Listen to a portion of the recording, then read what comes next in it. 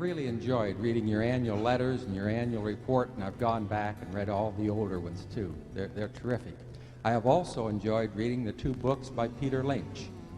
And I see a lot of commonalities between the two of you, the way you think and your philosophy, etc. I'd certainly appreciate it if you'd make a few comments on what you think of Peter Lynch, the things he says in his 2 books, and the advice that he gives to investors. Thank you. I know Peter.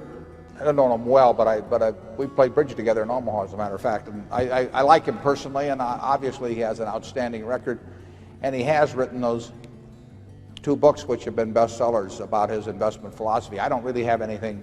I'm not going to embroider on his. There's certainly a fair amount of overlap. There's some difference. Peter obviously likes to diversify a lot more than I do. I mean, he owns more stocks than the names of companies I can remember. I mean, but that's Peter.